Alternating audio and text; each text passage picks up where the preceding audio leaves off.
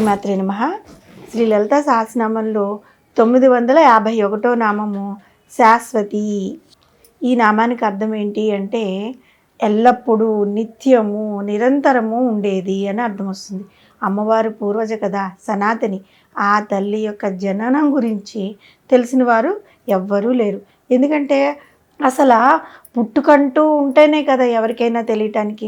అదేవిధంగా కల్పాంత ప్రళయ కాలంలో ఈ సమస్త జగత్తును తనలో లీనం చేసుకుని సృష్టి ప్రారంభ కాలంలో విడుదల చేసే పరమేశ్వరికి మరణం అంటూ ఎక్కడుంటుంది? జనన మరణ రహితురాలే, ఆద్యంతములు లేని పరబ్రహ్మ స్వరూపిణి అయిన మాతను వసన్యాది వాగ్దేవతలు శాశ్వతి అని వర్ణించారు. శాశ్వతి అన్న నామానికి మహాకవి పోతన గారు గజేంద్ర మోక్షంలో ఎంత చక్కటి వివరణ ఇచ్చారు అంటే, ఎవరి చేత ఈ జగత్తంతా సృష్టింపబడుతుందో, ఎవరిలో ఈ జగమంతా లీనమై ఉందో, ఎవరి చేత నాశనం చేయబడుతుందో, ఈ సృష్టికి మూల కారణం ఎవరో, మొదలు చివర మధ్య అంతా తానే ఉన్నవాడు ఎవడో ఆ ఈశ్వరుని నేను శరణు కోరుతున్నాను అని పోతన గారు వివరించారు. నిరంతరం ఉండేవాడు అంటే ఏంటి? ఎప్పటికీ ఉండేవాడు అనే అర్థం కాకుండా సర్వత్రా నిలిచి ఉన్నవాడు అనే అర్థం కూడా వస్తుంది. పరబ్రహ్మ స్వరూపుడైన అమ్మ ఈ సమస్త విశ్వంలో అణువులోనూ చైతన్య రూపణిగా నిలిచి ఉంటుంది. అయితే అటువంటి తల్లిని వేదాలు సత్యం జ్ఞానామనంతం బ్రహ్మ అని శాశ్వతి అని వర్ణించాయి. ఇదే విషయాన్ని పోతన గారు భాగవతంలోని ప్రహ్లాదోపాఖ్యంలో చాలా అద్భుతంగా వివరించారు.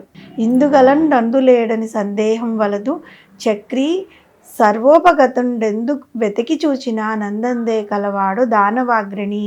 అంటే తన కుమారుని యొక్క విష్ణు భక్తిని సహించలేని రాక్షస రాజైన హిరణ్యకశిపుడు ఎక్కడున్నాడరా నీ హరి, ఈ స్తంభంలో ఉన్నాడా అని అడిగిన ప్రశ్నకి పరమ భాగవతోత్తముడైన ప్రహ్లాదుడు, ఓ తండ్రి, శ్రీ మహావిష్ణువు ఇక్కడ ఉన్నాడు, ఇక్కడ ఉండడు అని చెప్పడానికి లేదు.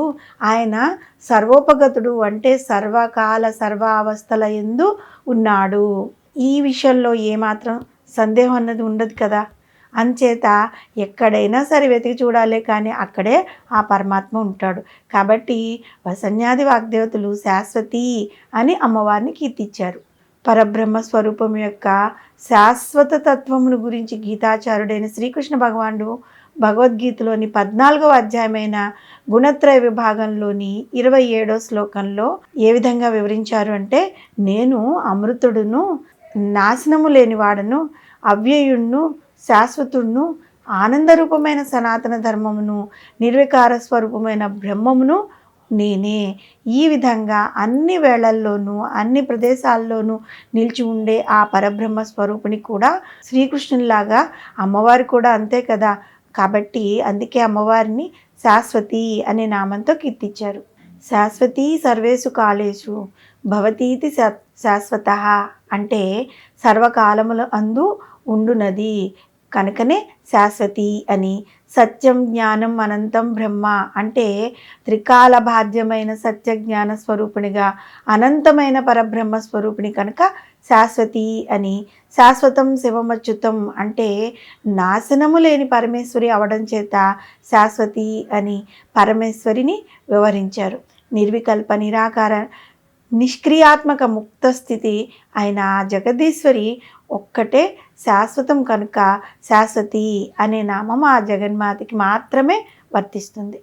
నిత్యము నిరంతరము ఉండేది, పూర్వజ సనాతని, జన్మ మరణములు ఆది మాధ్యాంతరములు లేనిది, ఈ సమస్త విశ్వంలో అణువులోనూ ఇందు కలదు అందులేదనే సందేహం లేక నిలిచి ఉండేది, భూత భవిష్యత్ వర్తమాన కాలాల్లో ఉండేది, నిర్వికార స్వరూపమైన పరబ్రహ్మ స్వరూపమైన జగన్మాతను శాశ్వతి అనే నామంతో మనం కీర్తిస్తూ ఉన్నట్లయితే, పూజిస్తూ ఉన్నట్లయితే ఆ తల్లి ప్రతి అణువులోనూ ఉంటుందని చెప్పుకున్నాం కదా.